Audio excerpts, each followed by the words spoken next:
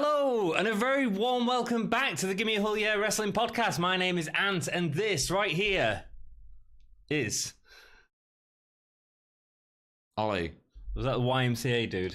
No, it was T.I., as in the rapper T.I. I have no idea what you're talking about. Yeah, no, I don't really either. There's a G missing, and then it's TGI.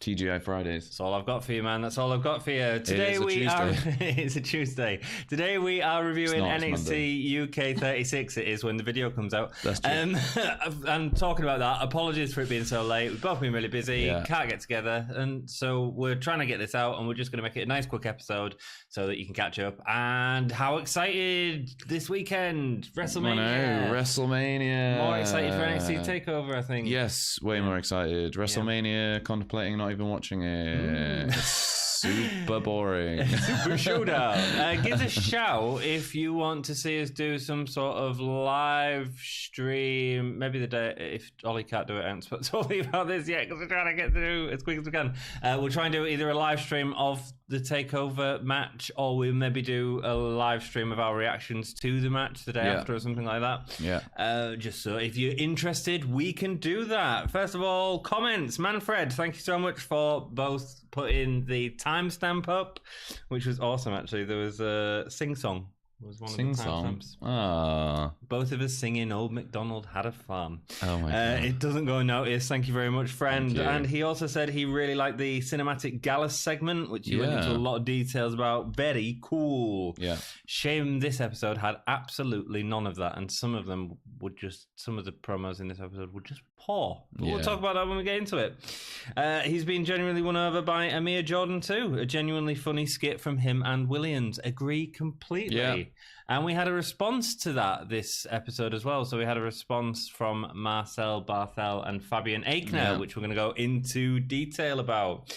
27th of March 2019, NXT UK 36, still in Coventry. Let's go.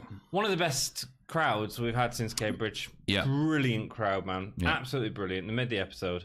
Jordan Devlin versus Dan Maloney was next. First reaction to that match? Why? Yeah, who cares? Again, another match that is just another enhancement match. We've already seen what Devlin can do. We don't need to see him go over somebody again. I would have rather have them done another promo segment and build towards something rather than just have him steamroller over some guy that nobody cares about. That's all I have to say. I'm going to talk a little bit about the match. Dan Maloney looks good, man. His top half, he's been working on it. He looked muscly. Yeah, he did a lot of the Brock Lesnar thing, didn't he? Of going, but I think everyone kind of looks muscly if you do that. Yeah, but... I mean, I've done that in the mirror a few times. You don't look muscly when you do it. I do. I look great. Yeah, I look sexy.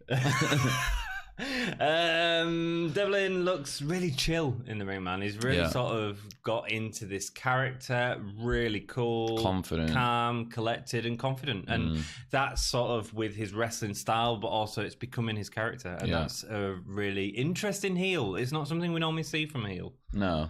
Normally they're all like skittish and run away, or they're like crazy, or they're you know, Pete Dunn and not Pete Dunn, Joe Coffey. I don't know how I got those two confused. I think it's because they've now got similar beards.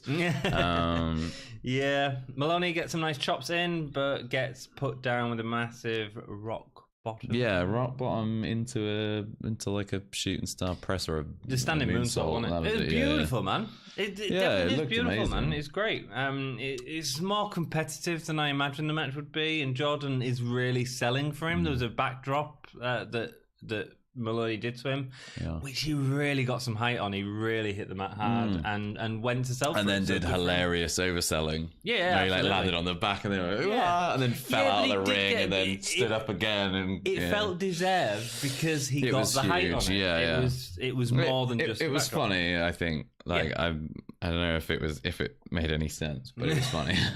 Devlin delivers his over-the-top rope cutter, followed by some awesome counters, and it ends in a twisted backdrop driver. Looked great. Not the Irish collar. I way preferred the twisted backdrop driver. Yeah, I think it's a much better move. Do you think that's going to become his finisher? I don't know. I mean, it's interesting if he finished him with it and it wasn't. But I think it's really interesting to see him do it on a bigger guy. Like normally, everyone we've seen him go against so far has been between, you know, like Ligero and Kiwi Buzzsaw and like, you know, these guys that are kind of the same size as him. Dan Maloney, like, was probably about stacked. It was like a shade taller and way bigger. And it still looks like a really good move, like when he hits it. Yeah, I want to see him use it more. I really do. I really hope they put him in the next WWE game, you know. Jordan Devlin, yeah, I like his moves. WWE game. No, he's not in. No, he is. No, he's not. He is. No, he's you not. go on Finn Balor, you select big head mode, done. Well, I mean, to be honest, if you put Devlin in there, you wouldn't need the big head mode, would you? Exactly. If they had a big head mode with Jordan Devlin, it would take up the whole screen. The crowd made the match good, though. I think the crowd. Yeah, I know. I'm thinking exactly the same as you. The crowd made this one really good. There was support for the local guy that was Maloney, who's from Birmingham. He's from near. Yeah. Oh, no, sorry. Yeah, he's from Birmingham, and Coventry is near Birmingham. So that was the reasoning. Good. And I like the finisher. Yeah.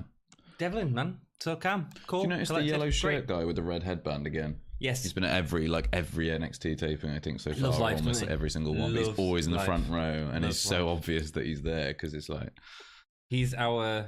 What's the dude with the? He wears like a green smiley top at Raw and SmackDown. Oh yeah, or the long-haired dude who he was in Paige's movie, the Fighting with My Family. There's a film part of that on a recent Raw with Selena Vega and stuff, and then he grew some facial hair. Cool story, bro. Cassius Ohno comes out to explain his actions. Management have told him to come out to explain his actions. He's already getting booed as he tells the audience that he's going to speak from the heart this time. Yeah. And then he reads an apology off his phone. It's great. That's great. Really funny. It's really good. Really funny. Really funny. Really. And he says he just couldn't help himself, taking away someone's consciousness again and again. That line, boom, great. Really makes Cassius Ohno into a really... despicable, sinister heel. Yeah. Like it. We can't wait to see more of this, him knocking people out. Yeah. Complains about Travis Banks playing the hero, but Cassius Ohno is too big for Travis Banks. If he gets in the ring, he will bust him. That felt like a bit of a bust. Bust him to bits, I think he said, or something like that. Yeah. I think he was going for the buzzsaw. I think was getting busted to bits thing. Yeah, but I'm going to break you like a tool. Yeah. It didn't really land very well. That's probably because the rest of the promo was so great. Yeah. Did he get cut off by his own music? It seemed like he had more to say, and then his music played, and he kind of went like, and then just left. It was very weird. I think so, but I think it felt at the right time as well. I think it felt at the right time. If it had gone on any longer, play him out, boys. Yeah. Oh, he just said the tool line. Hit the music. Mastiff promo next. Him being strong. I was strong, man. Lifting weights. I pick up things that are heavy. Lifting balls. I had a match. Big balls. I had a match at TakeOver and have not been seen since. Remember who I am. He must be injured. Showing that he is strong enough and what's your weakness. You know what, Mastiff? I've got another opinion later on. He would be a great shout for NXT UK's showing in WrestleMania Battle Royale. Yeah. I'd really go for that. In the same way that I really liked when Killian Dane was in the... Yeah, but he'd need to win it. Battle Royale don't count towards any continuity. I guess not, but I don't know. I'd feel like also, I mean, like he's not that tall. I feel like he's gonna get dwarfed by all the giants that are on the main show. Yeah, probably. But then, like, imagine a showdown between him and Brock. It helps sell Brock as a beast, but also Mastiff could. But like Killian Dane, like, looks small on SmackDown. Or Raw or wherever he is. Whereas he's like absolute monster. Yeah, on the pre-show. Do you know what I mean? Like, like if you compare him to like the size of somebody, I don't know, like Eric Rowan or someone, like they dwarf him. Do you know what I mean? Like, and he seemed so big beforehand. I don't know. No, I get what you're saying. We're getting Storm and Ginny in 2 weeks for the NXT Women's Championship match, meaning that we get a Ginny promo who is in India because WWE chose her and not Tony. Didn't get that. Making her more marketable. I like that side of it because it's sort of fashion. But then I thought it was a bit bland for Ginny. I thought this promo. It was fine. I mean, she did her she's good at talking and she feels kind of natural, and she did a pretty good job of building herself up and being like, "Hey, I'm getting these opportunities because I'm way better than you." But I was like, it was really bland for Ginny. Right. Ginny's put on some awesome promos. Yeah. So far. Yeah, it was fine, but it was just like, meh. Xia Brookside versus Rhea Ripley is next. Great look from Xia as Rhea Ripley's music starts playing. Yeah. Xia looks real nervous to start off with, trying to win a lock-up against Rhea, but obviously Rhea is using her strength to get out of it. Ripley eye rolls as Xia goes through her legs. I thought it was hilarious. I thought Rhea at the start of this match came across great. It was almost like, why do I have to mess about with this? Yeah. I ain't got time for this. It was great. Rhea's constantly vocal about Xia. This is your baby girl. Yeah. This is your baby girl. Yeah. I liked, I think the crowd was chanting, "Where's your title?" And she just turned to the crowd and went, "Shut up, you peasants." Yeah, you peasants. I was like, that's great. It is great. Really good. That was followed by a delayed suplex. Where was this dominance during the title run? I know the rest of the match gets a bit different, but in terms of the start of the match, great. It felt dominant. And her punches, man, they felt vicious. She felt vicious. Yeah. Rhea then locked on a submission, which involved her cupping Xia Brooksides' right boob. Oh yeah. It was really weird, yeah, when she got man. like the kind of stretch on the ground. Yeah, it was I a bit don't know if strange. no, it wasn't a stretch. She just cupped her boob, just like this. Well, I mean, It's the weirdest submission I've ever seen. maybe they were tender. Intergender match. Yeah, anyway, did you not notice that? I was like... No, I didn't Can we notice not, the like, cuppage. I noticed I serious noticed cuppage, a different moment of cuppage, though, interestingly. Oh, yeah, go on. Yeah, in the suplex out of the corner, she didn't cup her top half. She cupped... You know, like normally in a suplex, they kind of like sort of get on the upper thigh. Yeah. She's just like right between her legs. Wow. I was like, Awesome. where's that going? I'm sure they had a good match.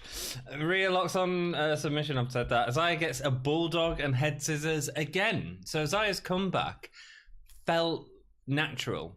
It felt like she was using appropriate moves, which is speedy moves, against Rhea. And how someone should get the upper hand on Rhea. So, yeah, felt good. Didn't like the double knees on the back of Rhea when she was in the corner. I really like that. That's interesting. Hate it. Really? Yeah, because it seems injury, dangerous, man. or injury. I mean, it looked vicious, but Paige, that sort of thing. I don't want to see Rhea get hurt. No, I don't either. I don't really want. Yeah, I agree with you. Injuries it looks are a vicious, problem. but I don't. It looks good, but yeah, maybe like a little bit. If you can't see a move like that coming, I mean, whiplash. How on earth do you know? Really? Exactly. Yeah. Zia's crossbodies Ripley off the top turnbuckle to the outside. Crowd are going mental. Yeah. A lung blower off the top rope from Xia again. Looked awesome. Xia did a really good job in this match of selling herself. She really... This was by far the best match Xia's done, in my opinion. Yeah, definitely. Really. Certainly on NXT UK. Ripley gets the Riptide for the win. Again, Rhea looked slightly weak towards the end of the match. Yeah.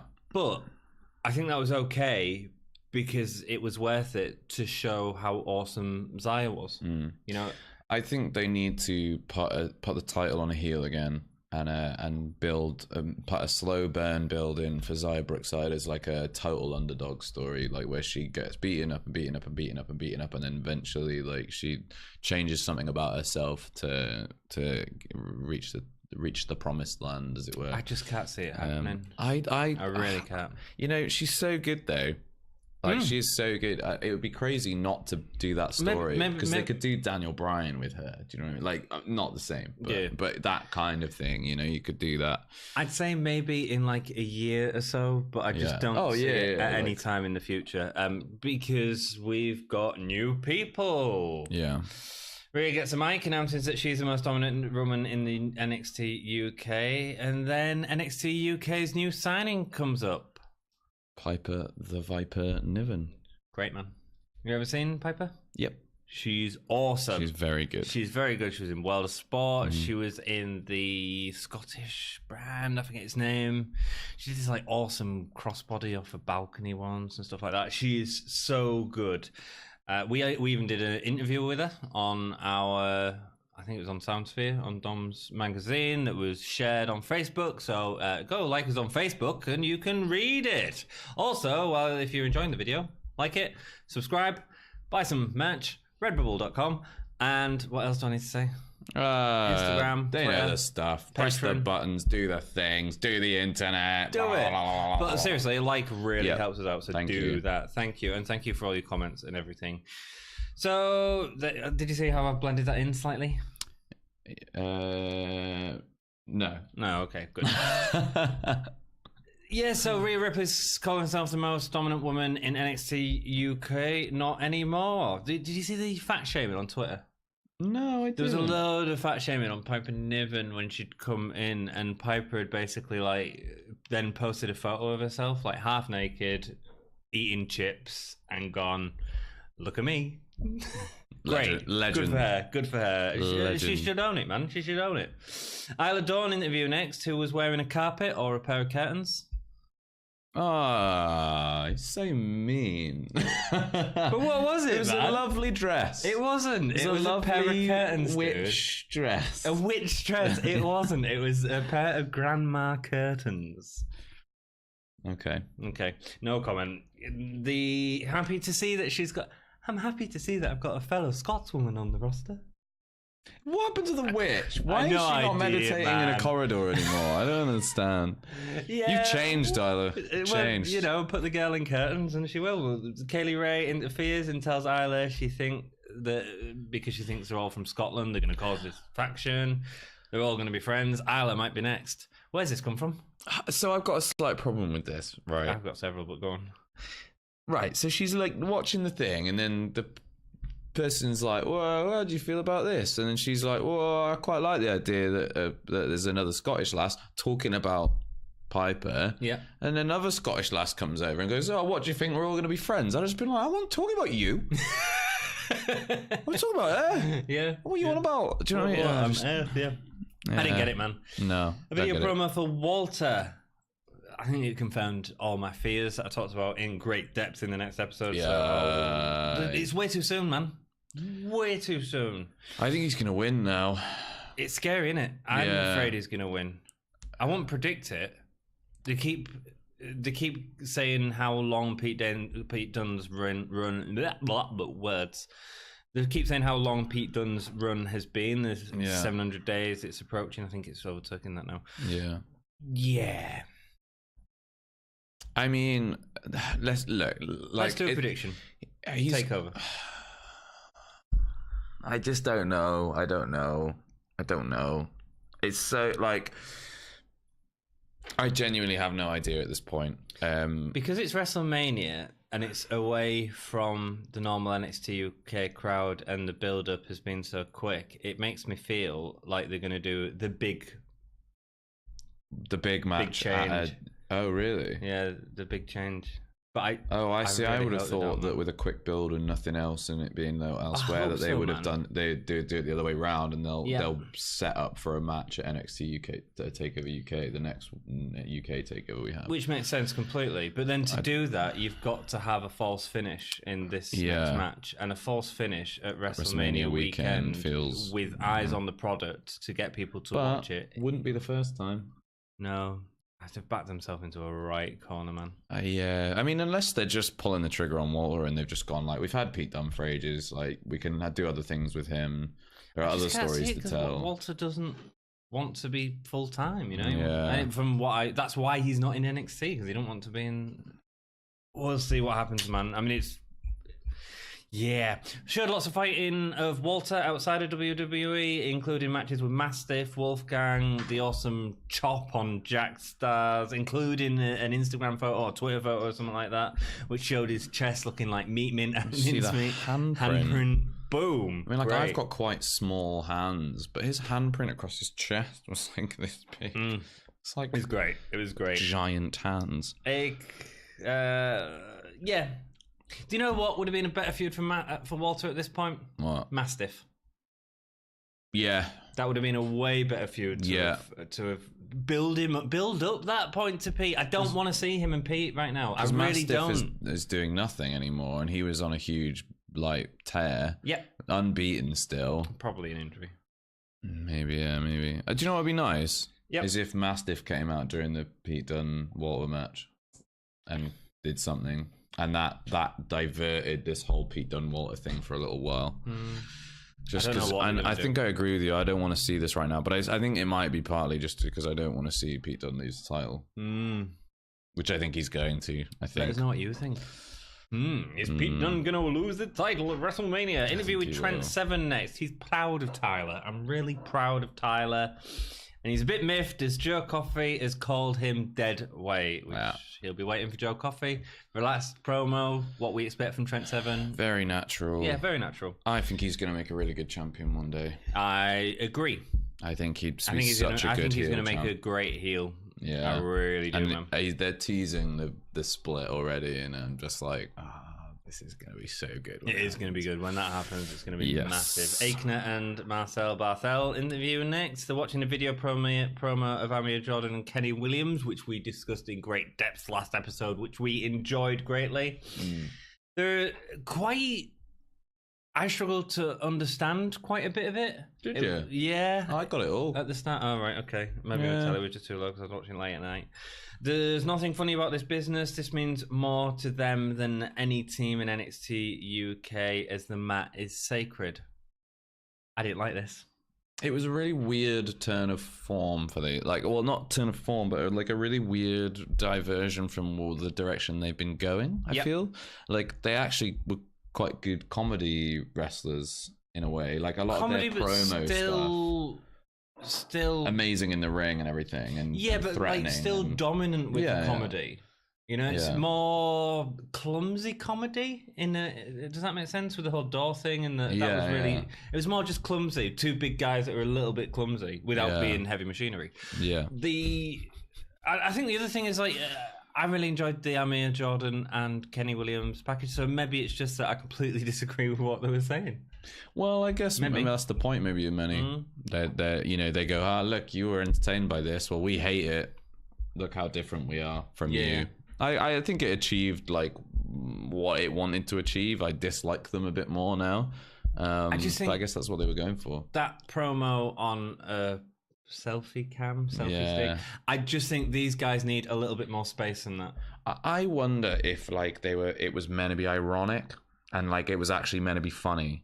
Like there was a point where I found it vaguely amusing that they were going like, I can't believe how funny these guys think they are, and actually I was like, they keep like saying the same thing over and over again, and like they said like, no one takes it as seriously as Fabian Aichner and Marcel Barthel, and I thought maybe they're taking the mick a little bit here, maybe they're being ironic, but it just didn't quite. It didn't land anyway. If that's what they were doing. So, last match, Mark Andrews versus Noam Dar. Notice how we give you like an hour and 20-minute episode, and now we try and blast through it the next like week. 0 seconds. Mark Andrews versus Noam Dar.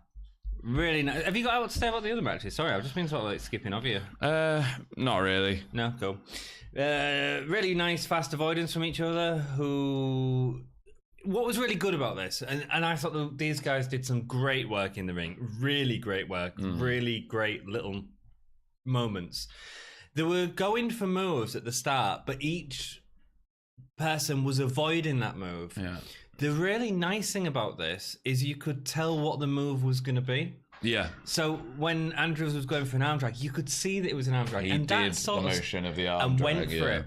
And that sort of stuff isn't something you see very often. No. It's normally sort of falls flat or it falls. Yeah. This was really crisp, man. And there's no time for screw-ups when you're doing stuff like that. And they did it brilliant. And so, good stuff. Loads of really good face stuff as well. Noam Dar's frustration and, like, the aggression of Mark Andrews was something we haven't seen out of him before. Like, when he was staring, dead into Noam Dar's soul. Yeah. And Dar was, like, getting really frustrated because he couldn't pull off the moves he wanted to. It was just really nice interplay between the two of them. And it led into the next sort of section of the match, which was, I've just titled, scrappy. Yeah, because they got real scrappy in like a beautiful, clean way. Awesome way. Yeah, in a clean way, but it got scrapped. Like they were just throwing punches everywhere. It wasn't the normal kind of fluid, teasing, playful stuff we get from Noam Dar. No, it was interesting because they replayed one of the drop kick earlier on. When he drop kicks Andrew off the apron. I didn't think it was impressive compared to what these guys are doing. But you're right, they were going for a more brawly style. Yeah, it was fine. The crowd started, what was that all about? Oh, Noam Dar got like, I think he did something and then like, I can't remember if he went for a pin or something else and he kind of like growled in frustration. He went, like that. And because he did that, the crowd just went, at everything when you miss he did. Something like that and the commentary keep pointing it out. Yeah. Oh, the crowd are really getting, no, they're not. They just sound like pirates. Yeah, they were basically just taking the mick out of Noam Dar. Cool. Yeah. It sounded like Akira Tozawa, though, the crowd. Sounded fun, though. I would love to be in that crowd. It's such a good crowd. Andrews gets a power slide into the enziguri. More men in WWE should do power slides, baby. Power slide, power slide, power slide, power slide, power slide, power slide, power slide, power slide. Do you know the reference? Nope. No. Cool. Unless someone will know. Unless it's a System of a Down disco. No, it's a Swede Mason track where he remixes Jeremy Clarkson's voice. Dude, you keep like... I'm going to start mentioning like obscure Swedish metal bands during this podcast and be like, just quoting these lyrics to you. And you're like, oh, what's going on? It's literally, he takes video clips of Jeremy Clarkson and turns it into a remix where he like sings by making noises. It's really hard to explain. I think the next Tony Storm match, I'm going to try and write it out as Motley Crue lyrics. And you're just not going to get any of it. No, I won't. But, and I won't mention it. That's fine. We get to that point. So 2 weeks' time, subscribe and you'll see it. I'll just stare into the camera like this. Oh, so fast. Really. Yeah. There's a great where Andrews runs the ropes to attack Dar. Dar, who's on the ropes... Andrews gets to the ropes, like holds onto them. Within a split second, Dar is on his hands and knees, and Andrews falls back on him. Tiny moment. Yeah. So fast. Yeah. So good. Really beautiful work. I was really impressed with Dar in this match, actually. Yeah. Cut over the top rope, but Andrews gets legs kicked out as he goes for the springboard. Dar continues dominance, sending him into the ring steps where Andrews starts selling his leg, ready for the ankle lock, although Andrews escapes. Yeah. Nice point where Andrews can't climb the turnbuckle, selling this injured leg, so instead goes for the moonsault using the ring ropes to bounce off. Yeah. Really nice. Looks really I like cool. that. It makes sense storyline-wise, you know? It was good. Dar lifts him up for... I don't know what he was going for. It looked like a glorious DDT. Something like that. But Mark Andrews turns it into a Stun-Dog Millionaire that I absolutely didn't see. I didn't see it coming. Not at all, man. Love it. When Andrews goes for an inverted Hurricanrana, Dar's knee goes, man. It sort of blows out. The ref puts up the X's. Yeah. And calls for medical. Yeah. Really sad, man. I mean... Yeah, we don't want to see anyone get hurt. No, particularly not like, you know, someone who's just come back from injury as well. Yeah. Like, you know, from something very similar. You know, we were getting an amazing match. We were getting what was quite an interesting story. You know, I was fairly engaged with what was going on. Yeah, man. See where it was going to go. Yep. And that'll have been cut short now, unfortunately. We don't know how bad the injuries are. I looked into it a little bit afterwards. They reckon there's a few different conflicting reports. I haven't been able to find anything super conclusive. WWE obviously have reported that both of them went with knee injuries because they were selling the knee on Mark Andrews earlier on. They both went out on stretchers together. They both did the thumbs up at the end, which I really like. I like the fact they did that. Mark Andrews seemed like he was playing into it though. Yeah, I think so. WWE is selling it as an injury. Somebody else reported that Mark Andrews was knocked out. I don't remember seeing that, but maybe was at one point he looked a little bit like he might have been a little concussed. Who knows? But Dar is certainly injured. Like you see on the replay, like they go for a reverse Hurricanrana or a Frankenstein or one of those, and it's an inverted Hurricanrana, I think. Yeah, and then and Andrew sort of like hits into his leg, which then puts a lot of pressure on his knee, and you just see it buckle, and he just goes down, and then that's it. Last year I tore my meniscus. It's horrible, man, and I've recently just found out that my other meniscus is torn and gonna need an operation for it. I mean, I'm not an athlete like these guys who can sort of rehab it really quickly. but it's horrible, man. Yeah. It's really horrible. Knee injuries are really bad because they're recurring as well. You use them a lot. And it affects you going forwards as well. So it really does. The crowd are really respectful for Noam Dar here. They all immediately, as soon as the X's went up, they were standing. Gone they were on from their booing feet. to R's and stuff like that to standing on the feet, giving them standing ovation. They were chanting for Noam Dar. They were being really respectful and really kind. And, absolutely. So well played crowd. Yeah. Coventry, you rock, man. Yeah. Seriously, great crowd. I thought actually, just talking about the how Mark was leaning into it, I think that like the fact they managed to adapt the ending of that match into them going out together, both giving up the thumbs up. Yeah. It made it into like actually kind of palatable TV. Like I wouldn't want to watch real videos of people getting injured. I can't watch that kind of stuff. I don't like that. No. But so I seriously, not even like skateboarding stuff. No, I hate it. I really hate it. I just don't. I don't like seeing people get hurt. I love it. I love seeing people get hurt. I can't stand it. What I do daily. Sorry, go on. So it was. I think it was really good that they managed to, like, you know, the refs and the EMTs and Mark and Noam managed to kind of still turn it into something of a storyline. Yeah. They then, following that, they put out a tweet where they said that they wanted to get, as soon as they could, get back to where they left off because they've still got unresolved things, which is cool. Absolutely. I'm glad. It's a shame it ended on a sad note. It really is. And we hope that Noam Dar gets better soon. Absolutely. And Mark Andrews, if he's actually injured, but probably not. Johnny Saint and Sid Scala come out. Johnny, did you know what he said? No. Nothing. Yeah. That's probably why I didn't hear anything. Probably. Sid Scala. At this point, when I was watching it, I started getting buffering every like 10 seconds, and it would buffer for about 2 minutes at a time. Really, it was so annoying. So this whole segment was ruined for me. So maybe that's why I feel so negatively about it. No, it won't. I don't feel that positive about it. I don't know if that's because of my fear of just not want for this right now. It's just I want a proper build. Walter can take the title, I want a proper build. The Johnny says nothing. Sid Scala announces the signing for the title match before introducing Walter and Pete Dunne. Walter comes out, should have chopped Johnny Saint. It would have stopped his heart. It would have legit killed him. Would it have? Yeah, like there's no way. Like when you get a paw print like that on your chest, there's no way that's not sending. Yeah, no, he'd die. I mean, he could have chopped Sid Scala and like knocked his Lego hair off. Yeah, that's true. Just knocked him out of the ring, just off his feet. I can't wait for Sid Scala to go back because I'm sure at some point he's going to have the authority. And it's going to be great. And with someone like Walter, that'd be awesome. That would be fun. It'd be fun. Walter, so nearly 700 days of champion, done. Huge, man. Huge. Great achievement. Let's carry on. It's sold by Scala as the biggest match in NXT UK. Yeah, it sort of is, but just totally the wrong time. Man. Yeah. Does Walter have anything to say? Nope. Moves the mic and signs the contract. Fine. I was okay with that. That was great. Yeah. Pete Dunne then tells Walter he doesn't have to say anything. You don't have to say anything.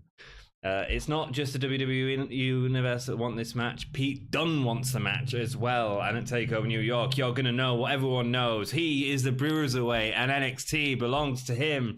The NXT UK Championship is his and always will be his.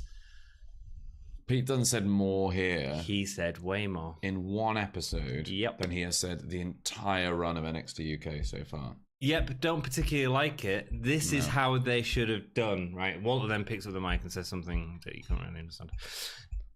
Walter should have picked up the mic, in my opinion, and said, "You talk too much," right? Yeah. Which would have been an exact direct reference to the whole Joe Coffey thing the role reversal. That would be nice. That would have been perfect. That would have been a more interesting thing. Because he just went like, I'm Walter and I will win. Exactly, man. Okay, like, he should have repeated what Dunne said, and then we would have been more like, wow, he's the new Dunne. He doesn't sound like super confident on the mic either. No. I mean, no. In fairness to him, English is his second, probably third language actually. Yeah, like if is he Austrian? Austrian, yeah. Yeah, it's probably his third language then. Yeah, I would imagine. So, like, you know, fair play to him. I couldn't do a promo in a second language. I probably can do a promo in a first language. If he just said you talk too much, yeah, would have been fine. It's just it's the booking. It's not their fault. No, it's not just at all. like because Pete Dunn definitely said too much. And then Walter says I can put you through the table if I want to, but I won't. It's like, well, show us. Yeah, show us. Show don't tell. But that's the first rule of storytelling. Yeah, man. Show don't tell. Yeah. And then they didn't even do it anyway. So what was the point in even like if you're gonna make a point about this is like the first ever contract signing where someone didn't go through a table on the WWE product, don't point it out. Yeah, weird. Didn't like it. Leave it. Didn't build up the match for me. I'm sorry. It'd be great to hear what you guys think. Subtlety? No. Let's go into our ratings for the episode. Gay stars for this episode? 1 3/4. I don't think it was as bad as that. I think like the rest of them was alright. Yeah, Xia Brookside, Rhea Ripley was pretty good. Yeah. But my problem with it is that it all just feels directionless. Like the match was fine, but if the story behind it ain't going anywhere, then Piper Niven, I don't see what the point is in bringing in having one really established dominant star who's actually not very dominant at all, and then bringing in Piper Niven and having the two people that you want to be dominant fight over who is then more dominant because it's going to make one of them look stupid either way. And then you've got this really interesting story with Xia Brookside where she goes like, I'm plucky and I'm being bullied. Like I want to not be bullied anymore, and you go, okay, cool. Like show me a story with that, and they go, she's dead now, and you go, okay, well that's over then. Like that, that she won a match against Candy Floss, and she is significantly less annoying than Candy Floss. So I'm supporting in that one. Yeah, there's and now there's no build anymore. Nope. There's no build for that. There is some build for Piper Niven and Rhea Ripley, but bleh. I don't know. I just don't know, man. I just don't know. And then, the women's division's getting a lot more stat though, and I quite like that. There's going to be a lot more variety. Yeah. Than just bringing in Dakota Kai. Yeah, but I think this means that Ginny's losing. Because you don't think Ginny versus Piper would be a good thing? It's not that I don't think it'd be a good thing. I just don't think it's going to happen. I think we're going to get Toni Storm versus Piper Niven. And Piper that's Niven that's going to be the. Man, she can turn heel. She'll be faced. She'll be faced to go over Rhea Ripley. Yeah. She'll be faced to go over Rhea Ripley, and then Niven will turn heel to be the heel in the story with her and Toni Storm. That's what I think. Cool. We'll see what happens. The best match. I mean, Mark Andrews versus Noam Dar, but it makes me sad. Yeah, no, I thought it was the work they did in there was really neat. It was amazing, but just a real shame, real shame. Performer. Noam Dar.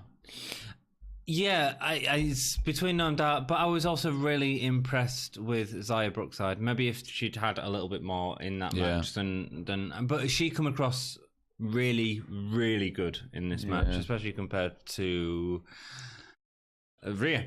Awesome. Holy chip moment of the night. I mean, It's gotta be Piper, innit? Yeah. I didn't expect it. I didn't know. I didn't either. I deliberately avoid spoilers, and I deliberately avoid the dirt sheets and stuff. So I had no idea she was coming out. But it was really cool, and they built it well enough with the kind of having the music come on before the video and all that and kind the of video stuff. package was well done, where it sort of revealed her name quite slowly. And stuff like that. And she got the AJ Styles treatment. She did. Rock and roll. Well, thank you so much for watching. We hope you've enjoyed the episode. Please remember to go to Facebook, Twitter, Instagram. All the stuff. Redbubble, Patreon. Press the ring bell. Ring bell, ding ding. Oh man, you don't do that. I do that, and then you go ding ding. You can't put the ding ding on me because I messed it up. Do it again. All right, you go. Hit the ring bell. Ding ding ding. To get notifications on when we are posting new videos. Thank you so much for joining us, and keep it gay. Feel better soon, Noam.